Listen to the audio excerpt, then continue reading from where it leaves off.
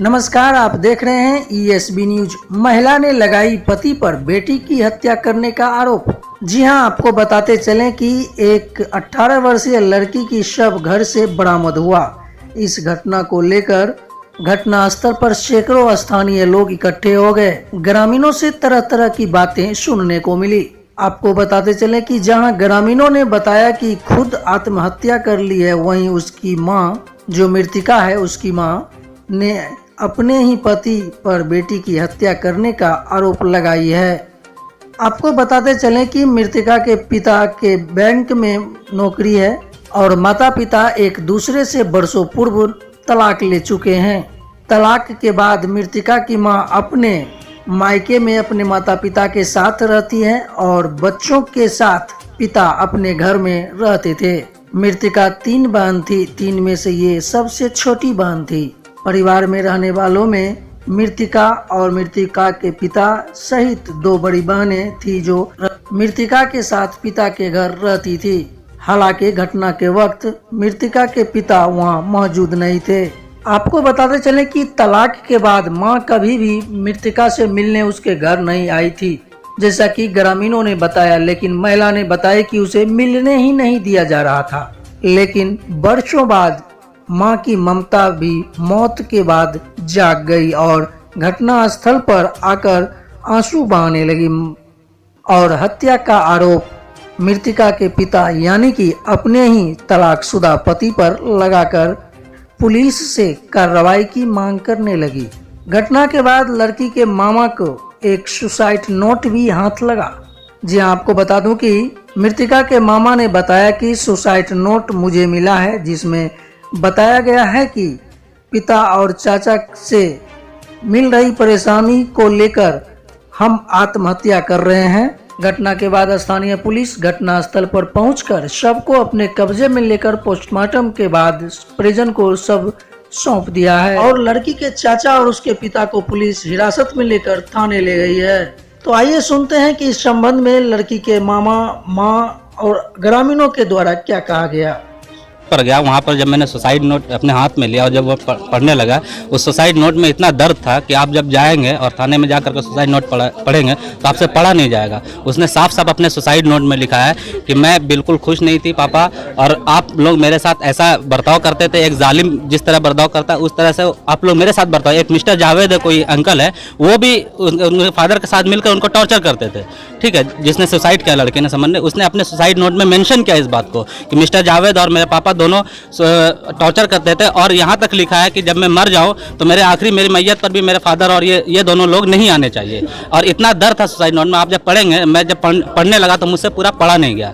मतलब वो लड़की बहुत ही ज़्यादा डिप्रेशन में थी, बहुत ही ज़्यादा इन लोगों से परेशान थी, और बहुत सारे रिलेटिव्स का भी उसमें है कि जहाँ भी जाते थे तो उसको कई तरह के लड़की को ताने मिलते थे, वो इसको नहीं सहन कर पाई और इसी वजह से उसने सुसाइड कर लिया, जो कि बहुत ही दुखद है। ऐसा नहीं होना चाहिए था।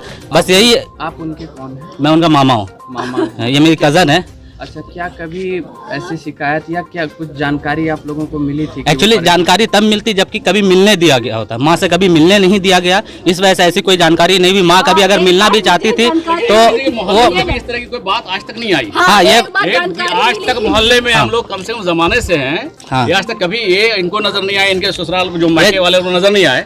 तो आज जो भी इंसिडेंट हुआ गलत हुआ, लेकिन ये इंसिडेंट आपको आना चाहिए ना, मोहल्ले में आवाज उठानी चाहिए ना भाई। देखिए मोहल्ले में रुके मोहल्ले में जब ऐसा कोई, देखिए सही कह रहे हैं।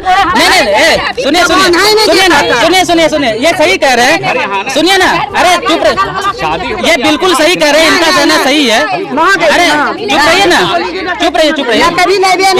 इनका कहना बिल्कुल सही है कि मोहल्ले में आज तक कोई भी ऐसा मामला नहीं आया, मगर बहुत ही दुखद बात है कि ऐसी घटना हुई है। जाहिर सी बात है कि लड़की के साथ बहुत ज्यादा जुल्म हुआ होगा, तभी ऐसी घटना हुई है। आप ये सोचिए, आप ऐसे मोहल्ले में रह रहे हो जहाँ के आज तक कभी भी वर्तमान में ऐसा कोई घटना नहीं हुआ, मगर आज अगर हो जाता है तो जाहिर सी बात है कि लड़की उस चीज को नहीं सह पाई जो उसके साथ बर्ताव हो रहा था, जो टॉर्चर कर रहे थे उसको, इसी वजह से देते घूमने, मम्मी से मिलने देते थे। मेरे मरने पर मेरे पापा और मेरे चाचा नहीं आ सकते हैं मेरे जनाजे पर। पापा के वजह से वो मरी है। अब बच्चे से तो हमसे कभी नहीं मिलने देते थे, कभी अगर मिलने के लिए पैर भी पकड़ते थे तो कहते थे डकैती का इल्जाम लगा के तुम्हारे घर को अंदर करवा देंगे, पर बच्चा से नहीं मिलने देंगे। ऐसा लगता है, क्या लग रहा है, क्या शक हो रहा है? हमको तो लगता है हमसे मिलने के लिए जिद करती थी वो। मार दिया गया उसको। नहीं कभी नहीं, 10 साल की दी है सबको। उसके बाद आज तक कोर्ट का ऑर्डर है मेरे पास कि हम जब चाहे मिल सकते हैं। जब हम कोर्ट का ऑर्डर लेके दिखाए तो बोले सबको सड़क पर फेंक देंगे, ना खर्चा देंगे, तुम रखना, हमको कोई नहीं रख। आप और आपके पति अभी सेपरेटेड हैं क्या? नहीं, तलाक हो गया हमारा। हाँ, मतलब separate। आपका घर कहाँ हुआ? माजीपुर, माछीपुर में। और ये यहाँ के हैं। बच्ची अभी पिता के पास ही रहती हाँ, बहुत दिन से रह रही है, कभी नहीं दिखने दी हमको। इतना हम रिक्वेस्ट करते थे, हमको बच्चा को एक बार दिखा है। दीजिए। माँ से मिलने नहीं देता। देखे कभी झलक भी नहीं देखे उसका एक झलक। क्या नाम है बच्ची का? जो मर गई समन नाम है, एक का साइमा नाम है, एक का सना नाम है, 3 लड़की। तीनों बच्ची आपके पास नहीं रहती? कोई नहीं रहती, बड़ी करके दिया, बड़ी 10 साल करके दिए। इसमें क्या लगता है कि उसके पिता के कारण ही हुआ? हाँ, खुद लिख के गई है सुसाइड। पिता का बहुत, जब वो अपनी वाइफ को सता सकता है, इतना टॉर्चर कर सकता, भूखा रख सकता था, अपनी बेटी को नहीं रख, उसको बेटा का जरूरत था, सब हमेशा सताता था, कभी न कपड़ा देता था, न खाना सही से देता था। परिवार के सदस्यों को कभी ये बताई थी कि किस परेशानी में है? इसके परिवार को नहीं, अब आप लोगों से कभी वो चर्चा की थी किसी तरह से कोई बात? अपने घर वाले को हाँ हमेशा कहते थे अम्मी छोड़वा दीजिए, आदमी अच्छा नहीं। कहते नहीं बेटा, एक दिन सुधार जाएगा। बच्चा सबका मुंह देख के हम बहुत दिन तक गुजारे ऐसे। आप लोगों के जैसे सिलेंडर खत्म हो जाता था तो एक महीना सिलेंडर भरवा के जब नहीं देते थे, मेरे मायके से खाना आता था तो जाके थाने में कोर्ट में केस करना पड़ता था, तब जाके वो सिलेंडर ला के देता था हमको पकाने के लिए। हर बार खत्म होने के बाद थाने में एप्लीकेशन देना पड़ता था सिलेंडर का, वो जो होता है महिला आयोग नहीं होता है, उसी में। आप लोगों के पास रहना चाहती थी बच्ची? हाँ? रहती थी बच्ची मेरे साथ, मगर जब खर्चा ही नहीं देने लगे तो हम बोलेगा कि आप ले लीजिए, जब खर्चा नहीं दीजिएगा तो अब मिलने दीजिएगा हमको। क्या पढ़ाई कर रही थी? हाँ, सब पढ़ाई कर रही थी। कौन से क्लास में? ये सब तो हम कभी मिलवे नहीं किए, तो हमको क्या पता कौन सी। आपको बताते चलें कि उक्त मामला बिहार के भागलपुर जिले के इक्सचक थाना क्षेत्र के बरहापुरा इस्लाम नगर की है। मृतका की पहचान शबीर अहमद की 18 वर्षीय पुत्री सनम के नाम से की गई है। सुसाइड नोट में आत्महत्या करने की बात मृतका ने लिखी है। तो दोस्तों, खबर कैसा लगा कमेंट बॉक्स में जाकर कमेंट करना ना भूलिएगा। और इसी के साथ अब हमें दीजिए इजाजत, फिर मिलते हैं अगले बुलेटिन को लेकर। तब तक आप लोग बने रहें ESB न्यूज में। और हाँ, अगर अभी तक आप लोगों ने चैनल को सब्सक्राइब नहीं किया है तो प्लीज इसे सब्सक्राइब कर दें, ताकि अगला बुलेटिन आप तक सीधा पहुंच सके। नमस्कार।